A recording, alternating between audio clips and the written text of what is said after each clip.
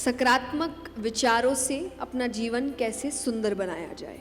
इसीलिए कई बार आप देखेंगे जब आप किसी के जीवन में तकलीफ है और उसको आप ज्ञान की बात समझा रहे हैं, वो आपसे ही झगड़ने लग जाएगा। तो हमारे रुकने से दुनिया रुक नहीं जाती, सिर्फ हम ही रुकते हैं। आप अपना नजरिया बदलिए, आपके सल्यूशन अपने आप निकलते हैं। कि अगर अभी तक कुछ बुरा नहीं हुआ तो किस बात की चिंता। पता है कि रास्ता खराब है, यात्रा ऐसी ही जाने वाली है, तो किसी और तरीके से यात्रा को खूबसूरत बनाते हैं ना। कि प्रेम हो चाहे चांद, दूर से ही अच्छा लगता है, क्योंकि पास आते ही उसमें दाग दिखने लगते हैं। हमें यह है कि हम कितना दिखावा कर ले। झुर्रियां पड़ गई है, कांपती हुई आवाज है, और इस अवस्था में व्यक्ति कहता है कि अब भगवान को बुलाएंगे। अगर मैं आपसे कहूं कि आपको या तो एक बड़ा सा बंगला मिल सकता है जिसमें 20-25 कमरे हैं, लेकिन आप जीवन भर दुखी रहेंगे। तो आप सभी का बहुत बहुत धन्यवाद यहाँ आने के लिए। क्योंकि एक बात मैं हमेशा कहती हूँ कि आज जिस समय में हम सब जी रहे हैं, लोगों के पास खुद के लिए समय नहीं है।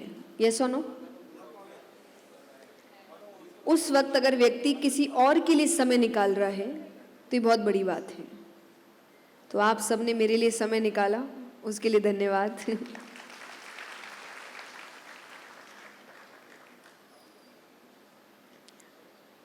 सकारात्मक विचारों से अपना जीवन कैसे सुंदर बनाया जाए, ये काइंड ऑफ आज हमारा टॉपिक है। सकारात्मकता, पॉजिटिविटी, ये अभी थोड़ी ट्रेंडिंग चीज़ें हो चुकी है ना। आप अधिकतर लोगों को बोलते हुए सुनेंगे बी पॉजिटिव। अरे पॉजिटिव बोलो, पॉजिटिव सोचो। इनको पता ही नहीं है पॉजिटिव का मतलब क्या है। अच्छा, अगर मैं आपसे पूछूं पॉजिटिव मतलब क्या होता है, अगर हम कहते हैं कोई इंसान पॉजिटिव है, इसका मतलब क्या है बताइए। हैप्पी रहो, खुश रहो, और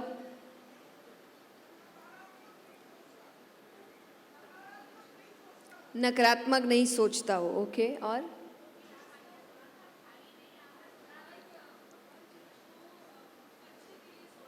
हर चीज के अच्छे के लिए सोचना। ओके, और किसी का दिल नहीं दुखाना। अरे आप तो अच्छे इंसान में चले गए। पॉजिटिव खाली मतलब मुस्कुराहट दो और मुस्कुराहट लो। किसी भी सिचुएशन में जो बेस्ट हो वो सोचना। हाँ, सुख दुख में समान रहना, वेरी नाइस। बुराई में भी अच्छाई ढूंढना, बहुत अच्छा। अपने आप ने जितने भी आंसर दिए, एक भी चीज आप में है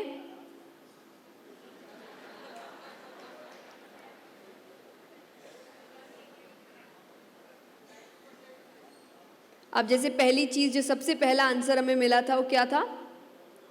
खुश रहो। हम रोज खुश रहते हैं? अरे आपकी वाइफ से पूछूंगी मैं ये।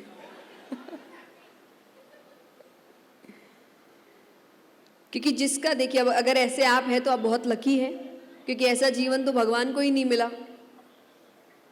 कि आज ऊंच नीच हमें मिलती रहती है। तो ऐसा हो नहीं सकता कि हम जीवन भर खुश रहें। और ऐसा एक्सपेक्टेशन जब हम लगा लेते हैं तो भी हम खुद को दुखी करते हैं। हाँ कि ना? मान लीजिए हमने सोचा कि जीवन भर हमें खुश रहना है, कुछ भी ऊंच नीच जीवन में हो सकता है कि नहीं? बताओ, कोई भी ऐसी चीज होगी जो आपके मन की नहीं होगी, या कुछ आपके जीवन में ऐसा घट जाए जो बहुत बड़ा है, ट्रैजिक है, होता ही है। उस समय व्यक्ति कैसे मुस्कुरा सकता है?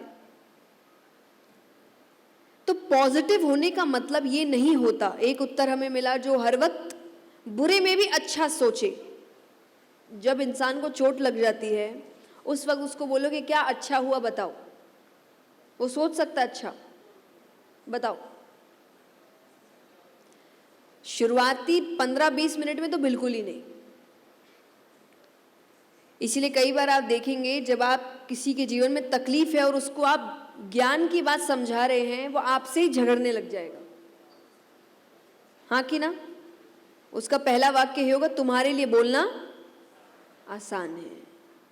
इसका मतलब क्या है? अब देखा जाए तो जो भी सामने उसको ज्ञान दे रहा है वो उसका बुरा तो नहीं चाह रहा, उसका अच्छा ही चाह रहा है, उसको अच्छी बात समझा रहा है। पर ऐसे में सामने वाला आपसे और नाराज हो जा रहा है कि इसको क्या पता मुझ पे बीत क्या रही है, इस पर बीतेगी तब पता चलेगा। तो ये कुछ ऐसी चीजें हैं जो पॉसिबल नहीं है। पर पॉजिटिव होने का मतलब ये है भी नहीं। एक्चुअली पॉजिटिव होने का मतलब है एक्नॉलेजमेंट, कि आपके जीवन में जो हुआ मानिए वो हुआ, उसको नकार के नजरअंदाज मत करिए। जैसे सबसे पहली सीख ही हम ये बच्चों को देते हैं, जब बच्चा गिर जाता है, छोटा सा बच्चा खेलते खेलते गिर गया, अब बच्चे से क्या बोलते हैं? नहीं, और कुछ बोलते हैं, सोचिए। कुछ नहीं हुआ, कुछ नहीं हुआ, लगी नहीं। अब उसको बोलना नहीं आता, वरना वो आपको अच्छे से उत्तर देता। हाँ कि ना? वो भी यही उत्तर देता, तुमको क्या पता गिरा मैं हूं, दर्द हो रहा है मुझे। तो सबसे पहली चीज ये मानना कि हुआ, कि जब तक मानोगे नहीं तब तक सल्यूशन निकालोगे नहीं। अब अगर आप बोल रहे कुछ बुरा हुआ ही नहीं, तो सुधारे किस चीज को? आज मान लीजिए कोई कहे कि आप गलत सोच ही क्यों रहे हो, आप ऐसा क्यों सोच रहे हो कि खराब हो जाएगा। अगर सोचेंगे नहीं तो सल्यूशन बी निकाल के कैसे रखेंगे? हाँ कि ना? मान लो कोई है जिसको चोट लग गई है, आप भी यही सोच लेंगे, अरे it's all in the mind. जैसे एक बार मैं ट्रेन में ट्रैवल कर रही थी, अब मुझे ठंड बहुत लगती है, मेरी बचपन से प्रॉब्लम है, मुझे ठंड बहुत ज़्यादा लगती है। तो अब ठंड का समय था, ट्रेन में ट्रैवल कर रहे हैं, 2-3 जैकेट्स पहन के रखे हैं, उसके बाद भी मैं काँप रही हूँ। तो मेरी सामने वाली बर्थ पे एक अंकल बैठे थे, वो मुझे कहते, अरे बेटा सब आपके दिमाग में है, ये ठंड आपके दिमाग में है, जो खुद 2 स्वेटर पहन के बैठे थे।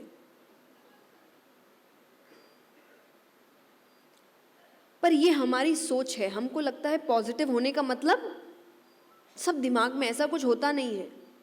होता है, जिसको तकलीफ होगी उससे पूछिए होता है कि नहीं। लेकिन तकलीफ का मतलब ये नहीं कि सल्यूशन ना निकाले और रोते जाएं। उसे ठीक हो जाएगा क्या? बताओ। यहां कोई भी कह सकता है कि रोने से काम बन जाते हैं, बनते हैं क्या किसी के?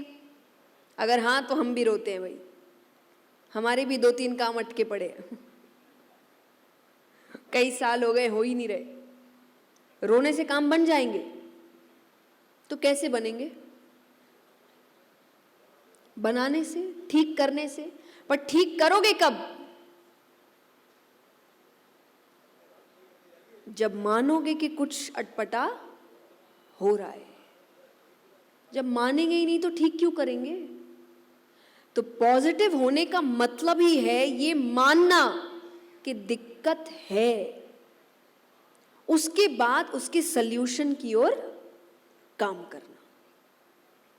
क्योंकि ये बात सही है कि सब नजरिए की बात है। आप अपना नजरिया बदलिए, आपके सल्यूशन अपने आप निकलते हैं। हाँ कि ना? अब जैसे नजरिया कैसे बदलते हैं, एक छोटी सी कहानी सुनाती हूं। एक व्यक्ति है, उसके पास 10 लाख रुपए हैं। कितने? 5 लाख चोरी हो गए। अब जिसको 5 लाख मिले, उसके पास उससे पहले 1 रुपए भी नहीं थे। अब देखा जाए तो दोनों के पास कितने रुपए हैं? जोर से। 5-5 लाख। अब दोनों में अंतर क्या है? एक रो रहा है, एक हंस रहा है, एक नाच रहा है, एक सर पीट रहा है। पर देखा जाए तो दोनों के पास एक ही अमाउंट है। पर एक सोच रहा है मुझे क्या मिला, और एक सोच रहा है मेरा क्या गया। अब जो सोच रहा है मेरा क्या गया, उसके वक्त में नजरिया बदलेगा कैसे? वो इस वक्त ये नजरिया बदल सकता है, 10 के 10 तो नहीं गए, जाने को जा सकते थे, 10 में से 5 हुए, 10 के 10 चोरी हो सकते थे, 10 तो नहीं हुए, 5 तो बच गए। वो चाहे तो इसकी खुशी मना सकता है, पर वो दुख मना रहा है जाने का, जो गया। एक बहुत सुंदर बात है कि अगर अभी तक कुछ बुरा नहीं हुआ तो किस बात की चिंता? बुरा कुछ हुआ नहीं है तो आप चिंता किस बात की कर रहे हैं? हुआ ही नहीं ऐसा कुछ। और अगर बुरा हो गया तो अब तो हो गया, अब किस बात की चिंता? अब तो जो होना था हो गया, कुछ बचा ही नहीं। कई बार लोग कहते हैं ना कि आपको क्या पता, हमारा सब खत्म हो गया, पर अब देखा जाए तो सब खत्म हो गया। अब बेस्ट ऑप्शन हमारे पास क्या है? नई शुरुआत करना। वही चीज को लेकर बैठे रहेंगे तो जीवन आगे नहीं निकलेगा, और सिर्फ आपका ही नहीं निकलेगा, याद रखना, क्योंकि दुनिया किसी के लिए नहीं रुकने वाली। माँ बाप के लिए नहीं रुकी, माँ बाप चले जाते हैं। आज जीवन में सबसे बड़ा सपोर्ट हमारा हमारे माँ बाप होते हैं, हाँ कि ना? उनके जाने के बाद भी किसी का जीवन रुकता है? यहाँ कई बैठे होंगे जिनके माता पिता कुछ समय पहले गुजर रहे होंगे। आप उनको याद करने बैठोगे तो याद आएगी, सबको आती है, पर जीवन रुका क्या? जब काम में लगते हैं तब कहाँ ध्यान आता है? नए परिवार में, बच्चों में, या अपनी गृहस्थी में, अपने काम में ऐसे लगे कि भूल ही गए। तो जब जीवन उनके लिए नहीं रुका, किसी और के लिए क्या रुकेगा? तो हमारे रुकने से दुनिया रुक नहीं जाती, सिर्फ हम ही रुकते हैं।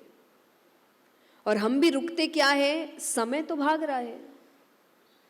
भगवान बहुत सुंदर बात कहते हैं कि जितनी जिंदगी लिखी है काटनी तो पड़ेगी। सबसे कहूंगी मैं यहां, जितनी जिंदगी लिखी है काटनी तो पड़ेगी। अब चाहे हंसकर काटो या रोकर, पर उतना तो निकालना पड़ेगा। कितना ही हम जब तकलीफ में होते, कई बार लोग तकलीफ में कहते हैं ना, भगवान उठा ले, भगवान ऊपर बैठे बैठे होते, नहीं उठाऊंगा, जब टाइम लिखा है तभी बुलाऊंगा, उससे पहले कितना ही कह ले मैं नहीं बुलाने वाला। तो जब नहीं बुलाने वाले और यहीं रहना है तो फिर अच्छे से रहते हैं ना। ये वही बात है कि गाड़ी से रास्ते में जा रहे हैं, पता चल गया है आने वाला 1-2 घंटा रास्ता खराब है। कई लोग गए होंगे कार से, कितनों ने ट्रैवल किया है? हाथ उठाना। 1-2 घंटा, 2-3 घंटा, हाथ उठाइए। वैसे आपने तो दिल्ली जाना होगा तो किया ही होगा, है ना?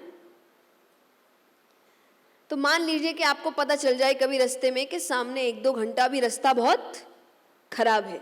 अब आपके पास 2 ऑप्शंस है। एक, जितनी बार झटके लगे उतनी बार कोसो, हाँ कि ना? अरे राम, क्या सरकार करके रखी है। या फिर अच्छे गाने लगाओ और ये सोचो कि रेत में सवारी चल रही है। ऊंट पे बैठे कभी, वैसे ही झटके लगते हैं ना। सोचिए दुबई में है, तो आंख बंद करिए, अच्छे गाने चलाइए और अपने आप को सोचिए कि हम तो जब पता है कि रास्ता खराब है, यात्रा ऐसी ही जाने वाली है, तो किसी और तरीके से यात्रा को खूबसूरत बनाते हैं ना।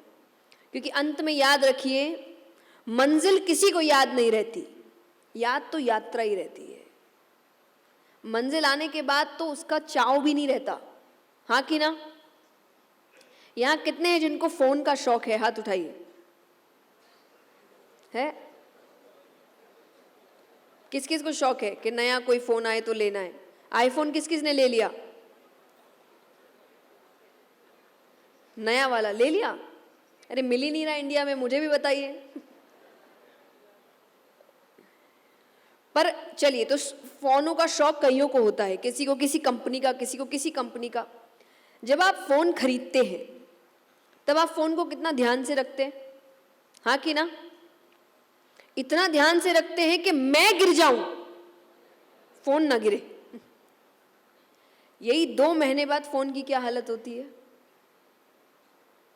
स्क्रैचेस लगे होंगे, कईयों के सामने स्क्रीन गार्ड टूट गए होंगे। 2 महीने में चाव खत्म।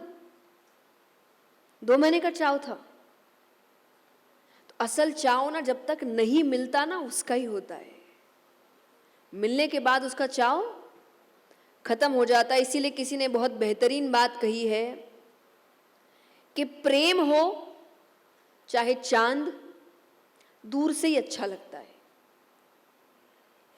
कि प्रेम हो चाहे चांद, दूर से ही अच्छा लगता है, क्योंकि पास आते ही उसमें दाग दिखने लगते हैं।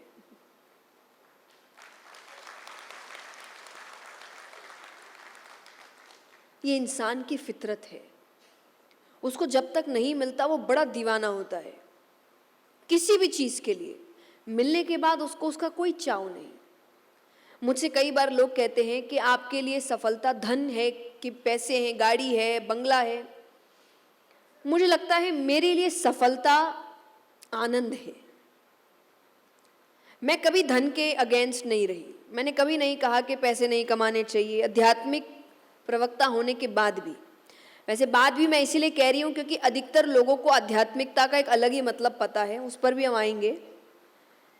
मेरे लिए वो डेफिनेशन नहीं है आध्यात्मिकता की। तो मुझे कोई दिक्कत नहीं। मुझे लगता है कि अगर किसी ने मेहनत की है, धन कमाया है, अच्छी गाड़ी चाहता है, बंगला चाहता है, उसको लेना चाहिए। मुझे दिक्कत इस बात से है जब आपके लिए सफलता इकट्ठा करना हो जाता है और आनंद लेना नहीं। आपके लिए सफलता ये हो गई है कि मेरे पास कितनी गाड़ियां हैं, ये नहीं कि एक महंगी है और उसमें आनंद से घूमते। 10 गाड़ी होगी, बैठते 2 में भी एक ठीक से नहीं है, तो क्या फायदा ऐसी गाड़ियों का? हाँ कि ना? एक कलाकार है, उन्होंने बड़ी सुंदर बात कही। उनका बहुत बड़ा घर है, तो कहते हैं कि मेरे घर में बहुत कमरे हैं, बहुत बड़ा घर है, कि बाकी कमरों में तो मेरा अहंकार रहता है, घर तो एक ही कमरे का है।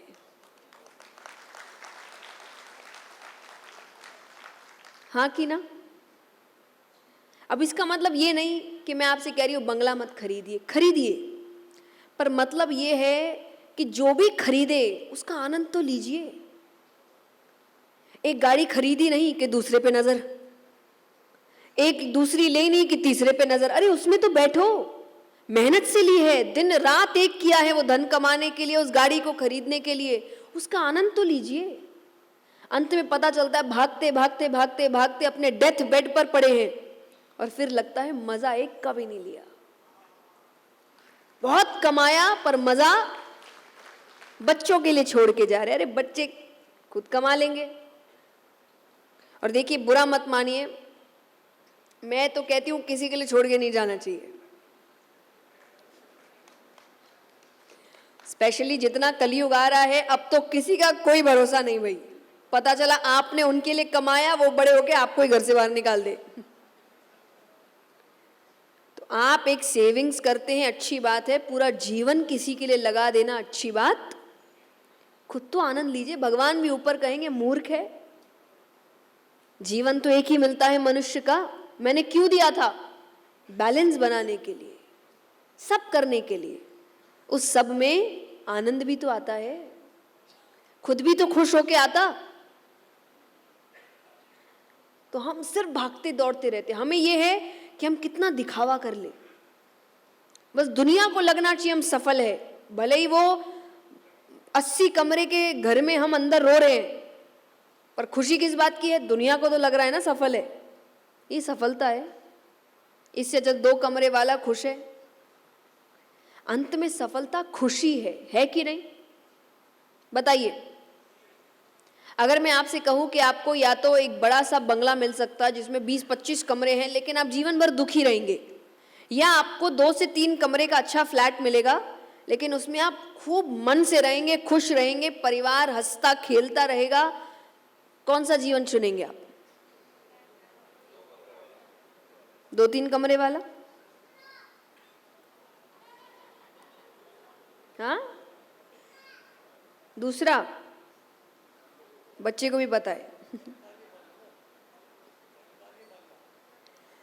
अहंकार पालने की बात नहीं, बात है 80 कमरे में भी अगर जी सको, खुश हो तो अच्छी बात है, खुश नहीं हो तो कोई काम का नहीं। यानी अंत में मतलब क्या रखता है? खुश रहना। अगर कोई कहे कि भाई मुझे 80 कमरे में खुशी मिलेगी, बहुत अच्छी बात, उसको भी जज नहीं करना। और कोई कहेगा मुझे 2 ही में खुशी मिलेगी, उसको भी जज नहीं करना, क्योंकि यहाँ सब खुश होने आए हैं। हाँ कि ना? सब कुछ करके अगर खुश नहीं है तो कोई भी चीज़ करने का मतलब। जब हम कथाओं में जाते हैं तो कई बार बहुत बड़े बड़े लोग आते हैं, और बड़े बड़े का मतलब बहुत सफल, पैसे वाले, अंधाधुंध पैसा है, 10,000 करोड़ है कोई, 2,000 करोड़ है कोई, आते और आकर कहते हैं अब भगवान में लगना है, जीवन भर काम कर लिया, बहुत कमा लिया, शांति नहीं मिल रही, अब भगवान, अब सब त्याग के आध्यात्मिकता में आना है। अब देखिए, उनके सामने थोड़ा बोलना मुझे कठिन लगता है, डायरेक्टली ऐसी बातें बोल नहीं सकते, तो मैं इनडायरेक्टली कहती हूँ कि एक बहुत गलत हरकत है हमारी कि जब हम बूढ़े हो जाते हैं, हाथ पैर काम नहीं कर रहे हैं, झुर्रियाँ पड़ गई है, कांपती हुई आवाज़ है, और इस अवस्था में व्यक्ति कहता है कि अब भगवान को बुलाएंगे। भगवान ऊपर बैठ के कहते हैं अब हम बुलाएंगे।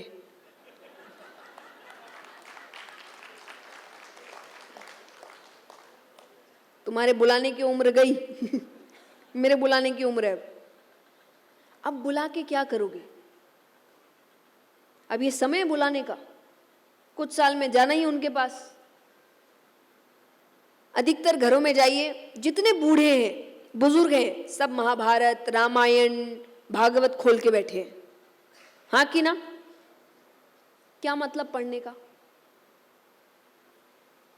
शास्त्र क्या सिखाते हैं आपको?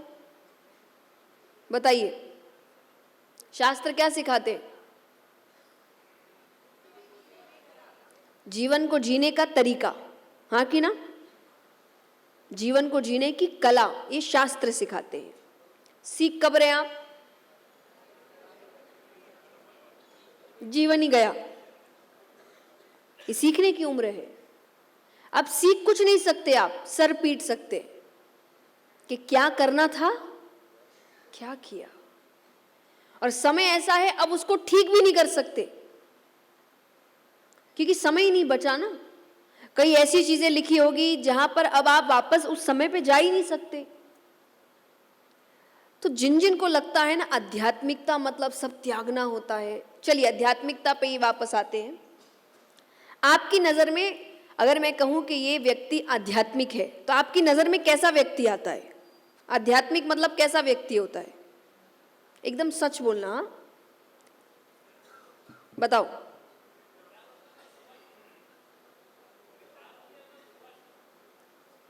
विचारों में जो स्पष्ट हो, और पाठ पूजा करने वाले, और हर वक्त टीका लगा के पूजा पाठ करते रहना।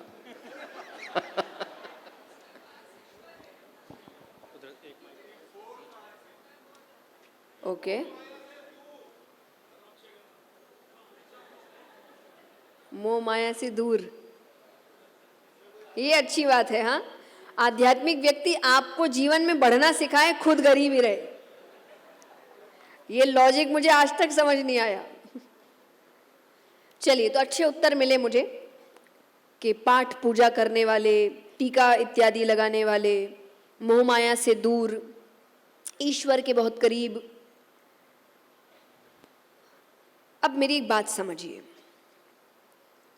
दुनिया का सबसे सुंदर आध्यात्मिक ज्ञान, आध्यात्मिक उपदेश अगर कोई है तो वो है श्रीमद् भगवत गीता।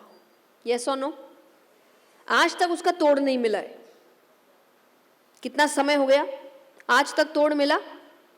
कॉरपोरेट्स तक गीता जी की चीजें अपना रहे हैं, स्कूल, आध्यात्मिक लोग अपनाएं तो नॉर्मल सी बात है, कई कॉर्पोरेट्स गीता जी की चीजें अपने जीवन में उतार रहे हैं, यानी तोड़ नहीं मिला इसका आज तक। किसको सुनाई गई? अर्जुन। अर्जुन कौन थे?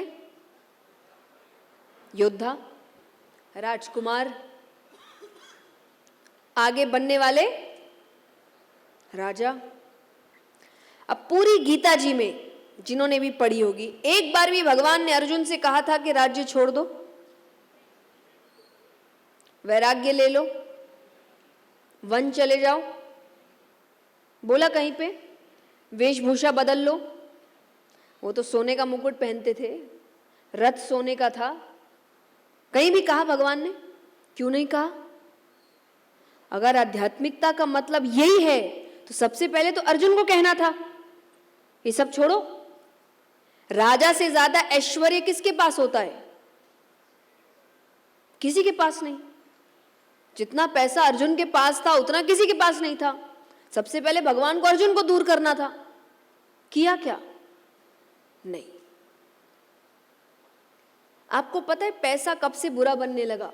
पैसा बुरा नहीं और बुरा हो नहीं सकता, क्योंकि धन चाहिए तो किसकी पूजा करते हैं? लक्ष्मी जी। अगर आप धन को बुरा बोल रहे हैं, आप किसको बुरा बोल रहे हैं? विष्णु की पत्नी है वो। अगर धन बुरा होता, लक्ष्मी खराब होती, तो भगवान उनसे विवाह नहीं करते। ये इंसानों ने कब बनाया? जब वो धन कमा के खुद बुरी हरकतें करते थे। अपनी कमियां छुपाने के लिए उन्होंने आरोप धन पे लगाया कि धन कमाते ही व्यक्ति बदल जाता है। यहां किस किस को लगता है धन के बाद व्यक्ति बदल जाता है, उसमें कुछ चेंजेस आ जाते हैं? हाथ उठाना। किस किस को लगता है? नहीं, बताइए, ऐसे नहीं करना चाहिए। किस किस को मैं कोई जज नहीं करूंगी आपको, हम कॉन्वर्सेशन कर रहे हैं यहाँ पे। किस किस को लगता है पैसे आने के बाद व्यक्ति बदल जाता है? हाथ उठाओ। चलिए, कईयों को लगता है। अब मैं एक सच बात बताऊं, ऐसा कुछ नहीं होता। ऐसा बिल्कुल नहीं होता। असलियत पता है क्या है? धन आने के बाद व्यक्ति बदलता नहीं है, उसकी असलियत बाहर आती है।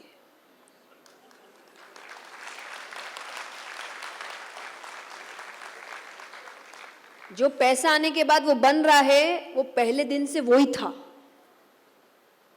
मनी इज पावर, यस और no? Power brings your real character.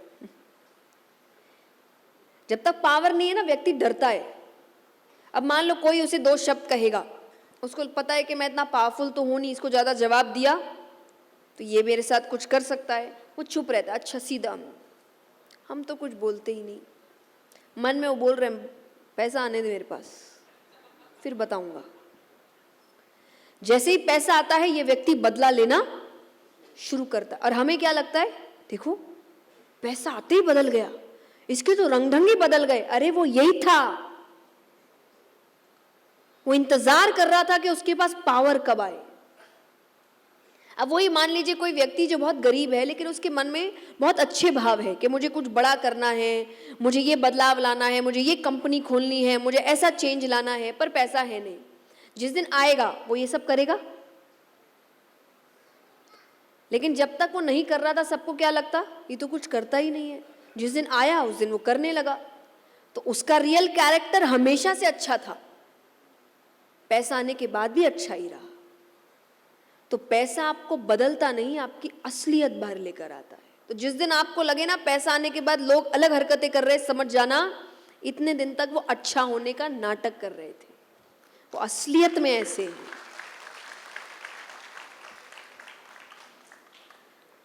तो पैसा बुरा नहीं है, इंसान बुरा है। पैसा तो देखिए, मैं अगर मेरी बात मानिए तो मैं तो सबसे कहती हूँ खूब कमाओ। आज हम इतनी बातें कर रहे हैं, भारत बनाएंगे, भारत को सोने की चिड़िया बनाएंगे। भारत पहले क्या कहलाता था? सोने की चिड़िया मतलब धन बहुत था, वैभव बहुत था, ऐश्वर्य बहुत था, तभी लोग आए, तभी लूटने आए ना। कुछ होता नहीं तो कौन लूटने आता? आज अगर व्यक्ति, सरकार कहती है कि हम भारत वापस लाएंगे, सोने की चिड़िया बनाएंगे, विश्व गुरु बनाएंगे, ये बिना धन के हो जाएगा? तो अगर आज मैं अपने स्टेज से युवाओं से कहूं कि पैसे से दूर हो जाओ, तो मैं किसका नुकसान कर रही हूं? देश का। लेकिन अगर मैं कहूं जो पैसा कमाएगा वो आध्यात्मिक नहीं बन सकता, तो यानी मैं देश के सबसे बेहतरीन पोजीशंस पे, CEO, IPS, IAS officers, leaders, ऐसी पोजीशन पे बैठने वालों को कह रही हूं कि वो आध्यात्मिक नहीं हो सकते। तो अगर नॉन स्पिरिचुअल इंसान ऐसी जगह बैठ गया, वो देश का क्या हाल करेगा?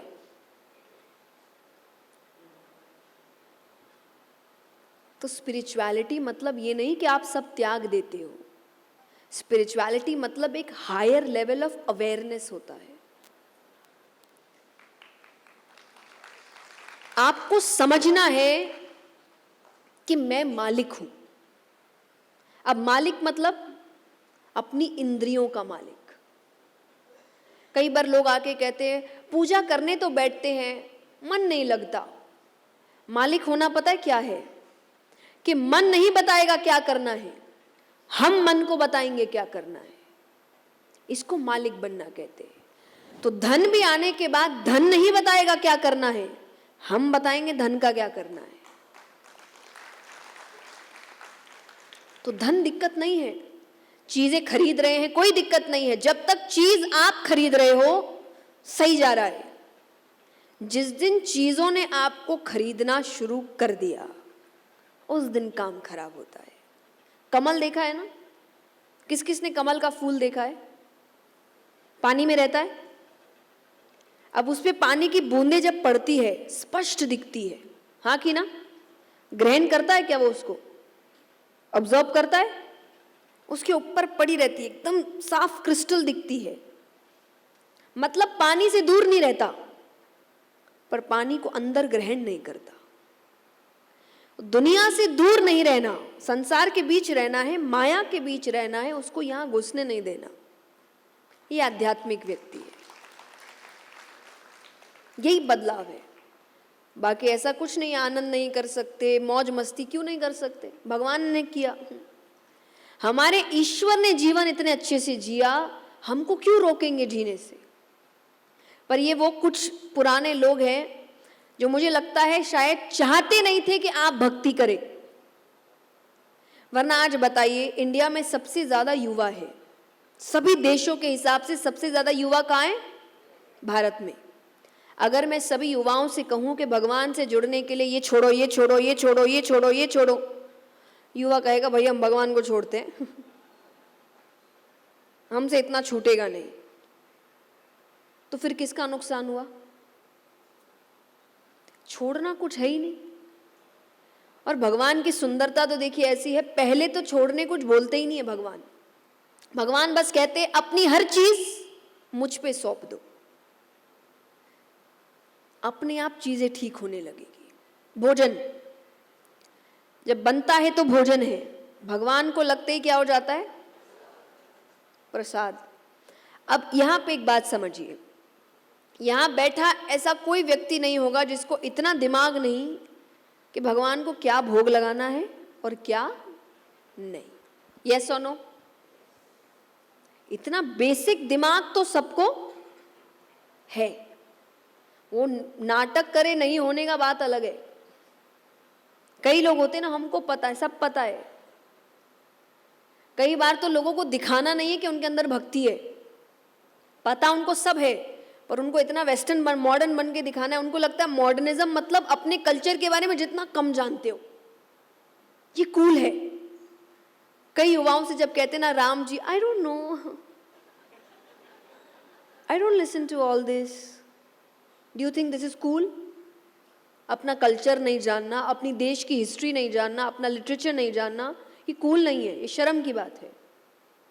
स्पेशली जब आपको ये नहीं पता और क्रिसमस क्यों मनाया जाता है ये पता है, ये सबसे अनकूल है।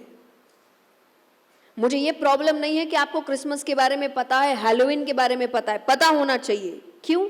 नॉलेजेबल इंसान वही होता है जो सबके बारे में जानता है, सारी शिक्षा ग्रहण करता है। बट बेवकूफ वो होता है जो अपनी छोड़ के सारी शिक्षा ग्रहण करता है। ये मॉडर्निज्म मतलब ये नहीं होता अपना कल्चर नहीं जानना। मैं बहुत मॉडर्न हूं, मैं हेलो और नमस्ते भी कहती हूं पर साथ में जय श्री कृष्णा भी कहती हूं, ये मॉडर्न है। तो भक्त ऐसा नहीं होता जो रिजिड है, ये भी मैं सबसे कहूंगी। यार जितने हैं भक्त का मतलब ऐसा नहीं होता कि हम ये नहीं करते, हम ये नहीं करते, ये अपनाएंगे नहीं, ये भाषा नहीं अपनाएंगे, हम सब अपनाते हैं। सनातन धर्म की खूबसूरती है, तभी तो उसका नाम सनातन है, नेवर एंडिंग। जो नेवर एंडिंग होगा वो सबको अपनाएगा और वो बदलाव के साथ चलेगा। गीता जी में भी कहते हैं ना, बदलाव ही प्रकृति का नियम है। और इसका सबसे सुंदर उदाहरण है, अगर आप श्रीमद् भागवत पढ़ेंगे, भगवान विष्णु के 24 अवतार बताए गए हैं। कितने? तो मैं सबसे हमेशा पूछती हूं कि 24 अवतार लेने की क्या जरूरत है? भगवान है, एक अवतार में सब नहीं बता सकते थे, 24 बार आए, क्या जरूरत है? एक ही बार बता के चले जाते। क्यों लिए 24 अवतार?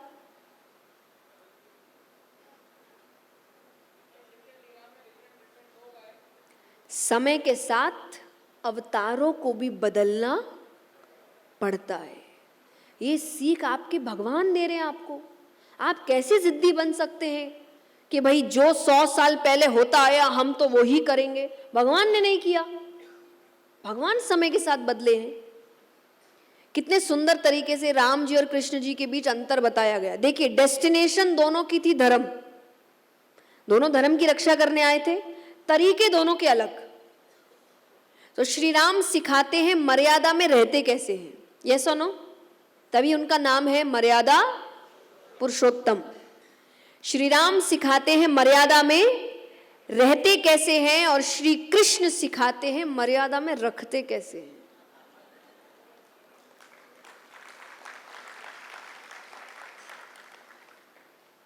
समय समय की बात है, राम जी के समय रह के सिखाने से हो जा रहा था काम।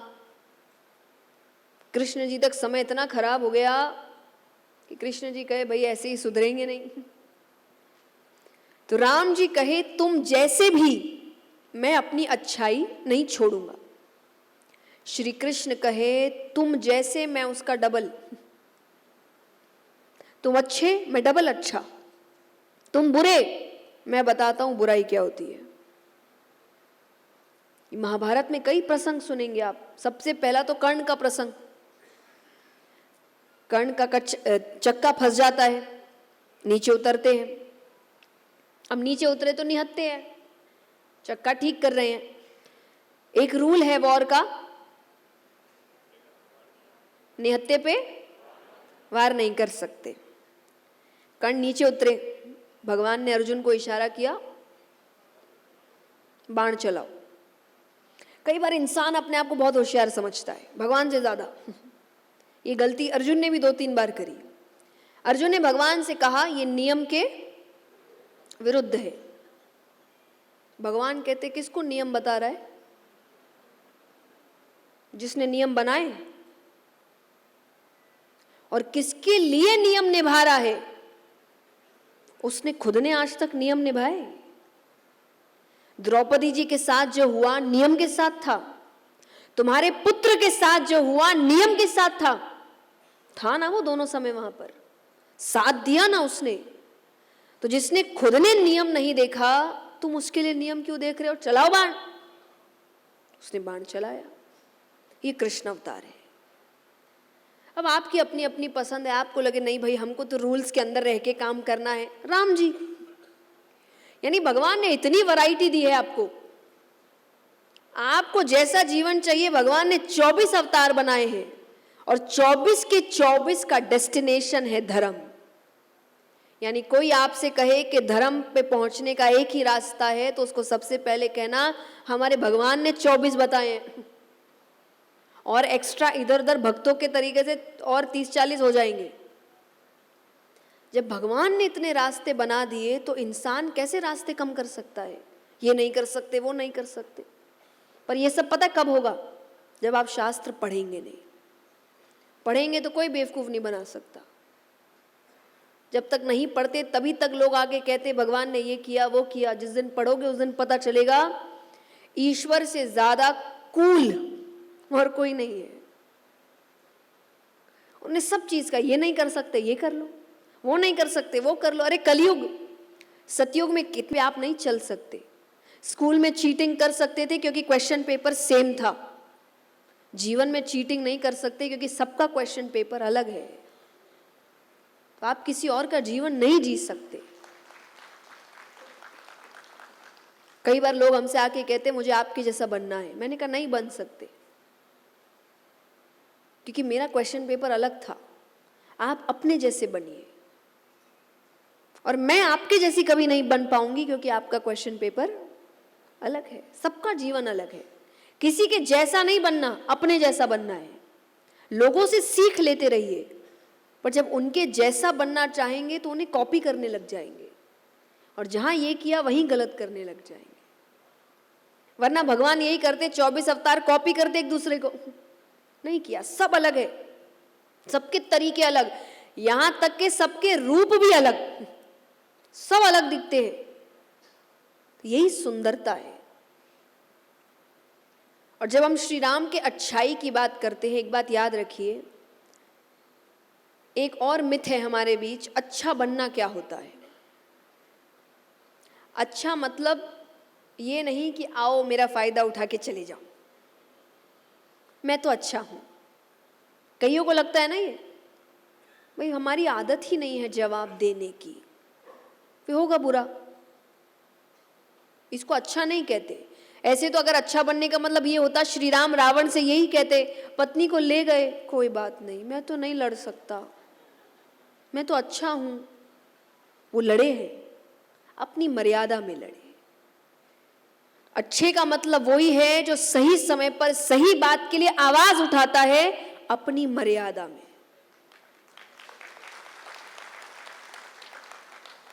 अगर कोई मुझसे गाली देके बात कर रहा है, मुझे जवाब देना आता है, पर क्या मैं भी जवाब गालियों में दूं?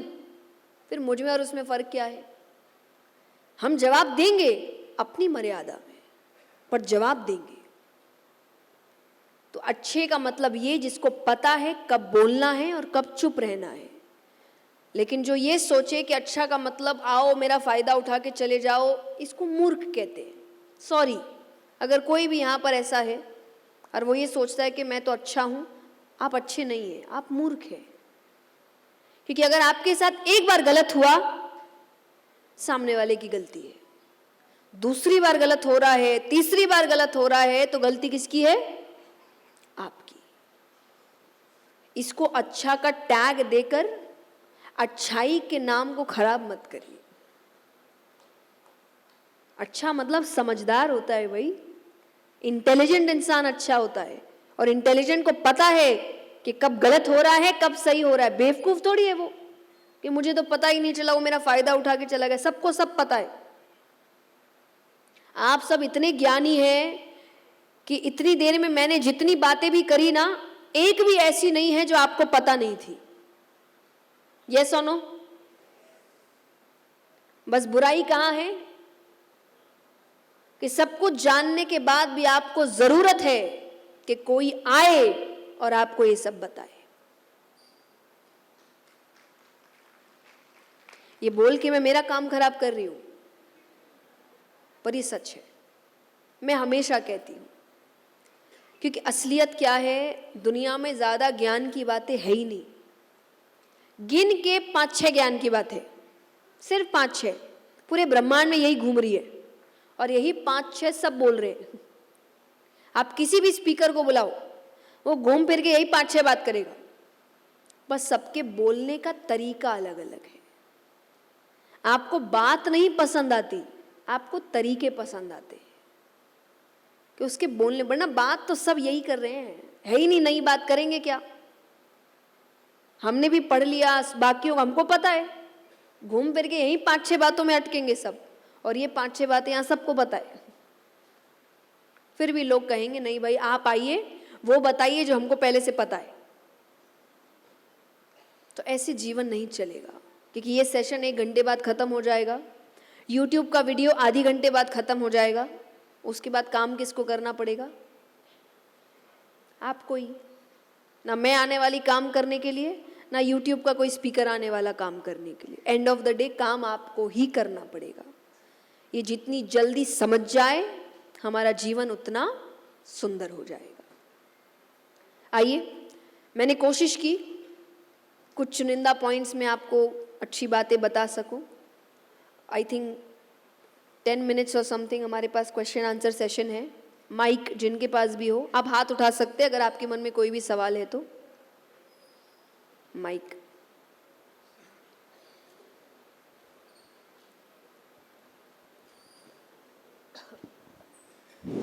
आपके विचार बहुत अच्छे। इसके लिए एक लाइन, सैकड़ों दीपक चाहिए एक दीपमाला बनाने के लिए, हजारों लाखों करोड़ों बूंद पानी चाहिए एक समुद्र बसाने के लिए। आदरणीय जिया किशोरी काफी हैं अपने अच्छे विचारों से इस समाज को स्वर्ग बनाने के लिए। अब सवाल ये है, स्वाभिमान और अहंकार में अंतर क्या है?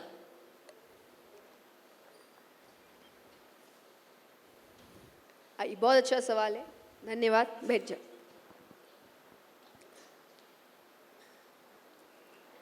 देखिए, पहली चीज तो स्वाभिमान और अहंकार। अहंकार आपको आता है सफल होने के बाद, जब आपके पास कुछ होता है। स्वाभिमान तब है जब आपके पास कुछ भी नहीं है, फिर भी स्वाभिमान आपके अंदर रहेगा। अब ये बदलाव कैसे पता करें? आपके जीवन में आप कुछ मर्यादाएं बनाएं, कुछ प्रिंसिपल्स, ये आप खुद बनाइए जो तय करेगी कि ये मेरा स्वाभिमान है, इसको नीचे गिरा के मैं आगे नहीं बढ़ूंगा। उसके अलावा कोई और कुछ कहे आपके बारे में और आपको बुरी लगे, वो अहंकार हो जाती है। लेकिन आपकी बनाई हुई मर्यादाओं को कोई गलत बोले, वो आपका स्वाभिमान है। ये मर्यादा आप खुद तय करते हैं। सबके लिए सेल्फ रिस्पेक्ट अलग अलग है।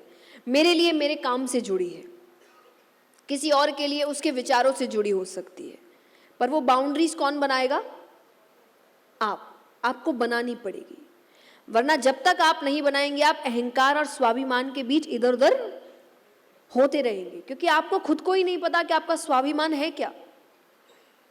और दूसरी चीज, जब स्वाभिमान को ठेस पहुंचती है ना, तब आपको सच में तकलीफ होती है। जब अहंकार होता है आपको गुस्सा आता है, ये याद रखिएगा। जब किसी के कुछ बोलने पे आपको गुस्सा आ रहा है, ये अहंकार है। जब किसी के कुछ बोलने पे आपको बहुत तकलीफ, ठेस पहुंचती है, ये स्वाभिमान है। फीलिंग से भी समझ आता है आपको। तो जब भी आपको लगे कोई आपको कुछ बोला, आपको बहुत ज्यादा गुस्सा आ रहा है, इसका मतलब पहला तो सामने वाला कहीं ना कहीं सही बोल रहा है, उसने पॉइंट सही पकड़ लिया आपका। और ठेस का मतलब कि आपको विश्वास नहीं हो रहा कि ये व्यक्ति आपके स्वाभिमान को ठेस पहुंचा सकता है। ये बहुत सिंपल तरीका है फीलिंग को समझने का, जहां आप समझ सकते हैं स्वाभिमान और सेल्फ रिस्पेक्ट या अहंकार के बीच अंतर क्या है।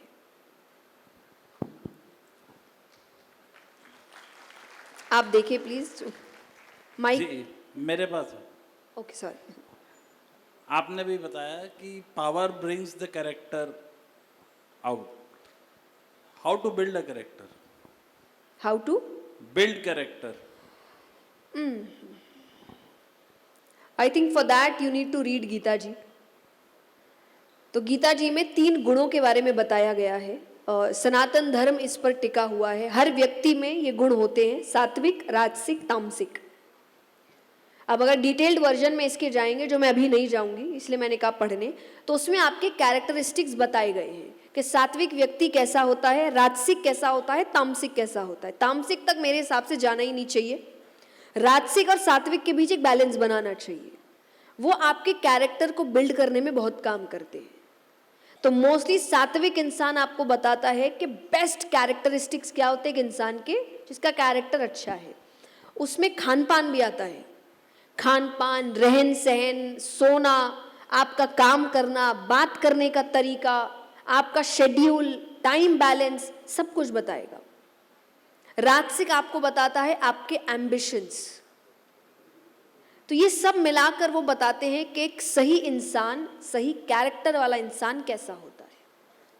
तो मेरे हिसाब से अगर आप गीता जी ठीक से पढ़ेंगे तो ये 2 गुणों के बारे में अच्छे से पढ़िए और कोशिश करिए आप भी अपने जीवन में इस 2 गुणों के बीच ही बैलेंस बनाएं, तामसिक तक ना जाए, क्योंकि तामसिक is a very bad side, जहाँ पे हर चीज़ खराब है। ऐसा व्यक्ति जो बहुत सोता है, बहुत गलत खाता है, बहुत क्रोध करता है, बहुत बुरा सोचता है, मतलब वो बीच में नहीं है, राजसिक बीच में आता है। राजसिक हुआ कभी कभी चीट मील कर लेता है, गुड। कभी कभी थोड़ा सा एम्बिशियस ज़्यादा भी हो जाता है, चलेगा। आप तामसिक जाते हैं, तामसिक ग्रीडी हो जाता है। एम्बिशियस और ग्रीडी में अंतर क्या है? एम्बिशियस इज मुझे कुछ बेहतरीन करना है, ग्रीडी इज मुझे बेहतरीन इस लेवल तक करना है कि उस चक्कर में किसी का बुरा भी हो जाए तो मुझे फर्क नहीं पड़ता। अब यहाँ कैरेक्टर बिल्ड हुआ, 2 लोग हैं जिनके पास पैसा है। एक का कैरेक्टर बोलता है मुझे जीवन में बेहतरीन काम करना है, एक कह रहा है ऐसा बेहतरीन करूं जिससे बाकी बर्बाद हो जाए पर मैं सफल हो जाऊं। This is your character. तो वैसे ही वो आपको सब बताएंगे रिलेशनशिप के कैरेक्टर क्या होते हैं। तो 3 गुण जो आपका जीवन, आपकी क्वालिटीज और कैरेक्टर क्रिएट करते हैं, सात्विक, राजसिक, तामसिक। So I think you should definitely read about it in Gita जी।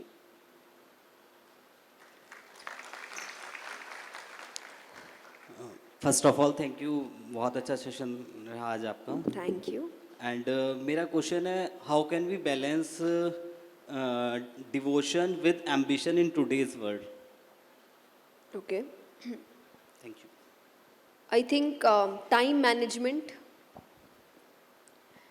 कि आप जब काम कर रहे हैं, काम को आपने बहुत महत्व दिया है और हम काम को इतना महत्व देते हैं कि हम हर चीज़ डिसिप्लिन्ड वे में करते हैं। आप ऑफिस टाइम से जाते होंगे, यस और नो? आप अपने सारे प्रोजेक्ट्स टाइम से करते होंगे, लेकिन यही जब भगवान की बात आती है हम टाइम नहीं देखते। अगर हमको टाइम मिला तो भक्ति कर लेंगे, नहीं मिला तो कल पे टाल देंगे। जब मैं कथाओं में जाती हूँ तो संडे के दिन पुरुषों की बहुत भीड़ आती है। क्यों? उस दिन सारे ऑफिसेज बंद होते हैं, लोगों की दुकानें बंद होती है। अब मुझे ऐसा लगता है कई बार इनके घर में जब शादियां होती है तो ये लीव लेके जाते हैं। जिनकी दुकानें हैं वो अपनी दुकान 10-10 दिन बंद करके जाते हैं, पर भगवान के लिए एक दिन भी नहीं कर पा रहे। और फिर ये व्यक्ति बोलता है भगवान को कि वो मेरी रक्षा करे। पॉसिबल? आप भगवान को संडे देख के समय दे रहे हैं, भगवान भी किस दिन तकलीफ हुई आपको, आप कहेंगे हे भगवान मेरी रक्षा करो, भगवान के संडे के दिन आना। तो बैलेंस करिए। जैसे आप मर्यादा बना रहे हैं काम में, डिसिप्लिन, वैसे ही आपकी छोटी ही हो मर्यादा। मैं नहीं कहती पहली बार में ही आप 4-5 घंटे की पूजा करिए, 15 मिनट, 10 मिनट, इतना भी नहीं हो रहा तो एक नियम ही बांध लो, घर से बाहर निकलेंगे तो मंदिर में सर टेक के ही निकलेंगे। ये नियम हो सकता है, शुरुआत इसी से करिए। पर नियम का मतलब क्या है कि दुनिया इधर की उधर हो जाए, नियम ना टूटे। तो ये आपको धीरे धीरे बताएगा कि डिवोशन भी उतना ही इम्पोर्टेंट है। जब तक इम्पोर्टेंस नहीं देंगे तब तक समय नहीं देंगे। तो आपको नियम बांधना पड़ेगा, एक टाइम मैनेजमेंट बनाना पड़ेगा। टाइम मैनेजमेंट सिर्फ करियर के लिए नहीं होता, डिवोशन के लिए भी होता है कि हमें ये नियम बांधना है, ये माला करनी है या मेडिटेशन करना है या भजन करना है, पर करना है। जैसे हमारे घर में बचपन से था रोज़ हनुमान चालीसा करनी है। इस उम्र से मैं करती आ रही, जिस उम्र में मुझे पता भी नहीं था हनुमान जी कौन है, पर हमारे घर में नियम था रोज शाम को पूरा परिवार बैठेगा, एक बार हनुमान चालीसा करेंगे।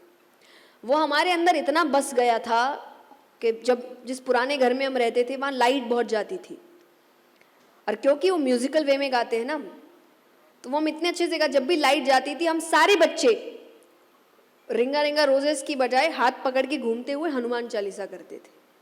हमको वही करने में मजा आता था, हैबिट में आया।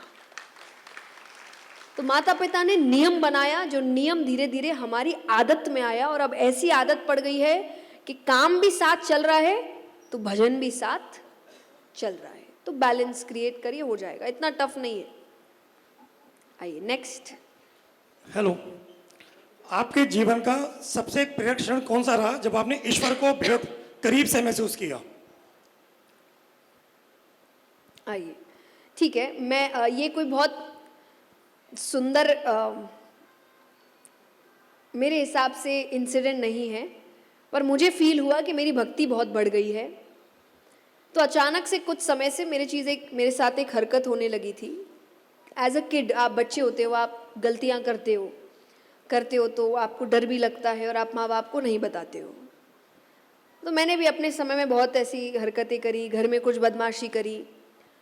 तो मेरे साथ क्या होता था, जब भी मैं कुछ ऐसी हरकत करती जिसकी वजह से मुझे झूठ बोलना पड़ता था, मुझे मेरे घर की जो मूर्तियाँ हैं, तस्वीरें हैं भगवान की, वो या तो रोती हुई नज़र आती थी या बहुत गुस्से में नज़र आती थी।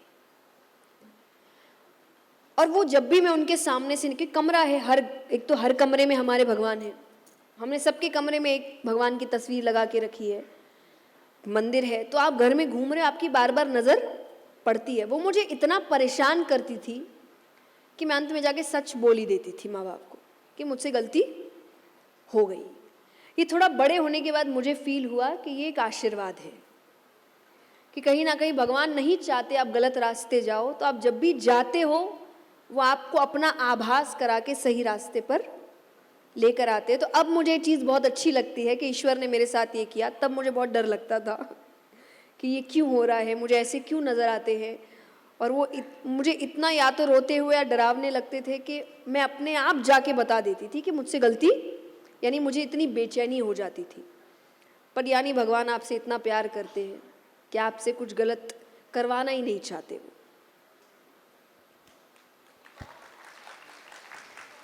बस लेंगे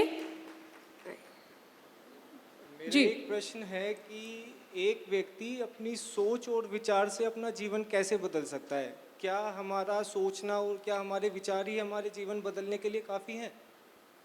बिल्कुल, क्योंकि आप उसी के अनुसार कर्म करते हैं। अगर मेरी सोच है कि मुझे दयालु होना है, तो डेफिनेटली मैं ऐसे कर्मों में जाऊंगी जहाँ पे काइंडनेस ज़रूरी है। अगर मेरा विचार है कि दयालु होना ज़रूरी नहीं है, तो वो मेरी हरकतों में दिखेगा। तो I think everything starts from here. इसीलिए महाभारत के युद्ध से पहले गीता सुनाई गई कि जब तक अर्जुन के यहाँ बदलाव नहीं आएगा, तब तक वो युद्ध करने में भी बदलाव नहीं आएगा। तो everything starts with your mind. आपका दिमाग जब तक ठीक नहीं होगा, आपके विचार जब तक ठीक नहीं होंगे, तब तक वो चीज़ें आपके हैबिट में नहीं आएगी। So definitely you should start with your thoughts. और इसीलिए मेडिटेशन का एक बहुत सुंदर एक्सरसाइज है कि दिन की शुरुआत करने से पहले 5-10 मिनट आप अपने साथ बैठिए कि आज के दिन को लेकर आपके क्या विचार हैं, आप आज का दिन कैसा चाहते हैं, कि आज मैं क्या करने वाला हूँ, क्या सोच है, मेरे दिमाग में आज चल क्या रहा है। ये एक मेडिटेशन का प्रोसेस है कि रोज़ कोई भी अगर बहुत नॉलेजेबल इंसान है, आप उनसे पूछेंगे तो वो हमेशा अपना दिन की शुरुआत एक मेडिटेशनल प्रोसेस से करते हैं। तो ये बहुत अच्छा तरीका होता है knowing your self, knowing your thoughts, और तब आपका दिन आप शुरू करें तो दिन कन्फ्यूजन में नहीं जाता। यू नो क्या करना है, क्योंकि दिमाग ने आपको बता दिया कि आज मेरी सोच ऐसी है। और जब पता नहीं होता तो हम दिन भर सोचते हैं आज क्या करें, कहाँ जाए। ये चीज़ आपने दिन में ही आपको कर लेना था और दिमाग बता देता है। तो I think that's how important your thoughts become when you start this process. बहुत बहुत धन्यवाद। बहुत क्वेश्चंस हो गए भैया। अगर आपको हमारा ये वीडियो पसंद आया हो तो हमारे चैनल जीवांजलि को सब्सक्राइब करें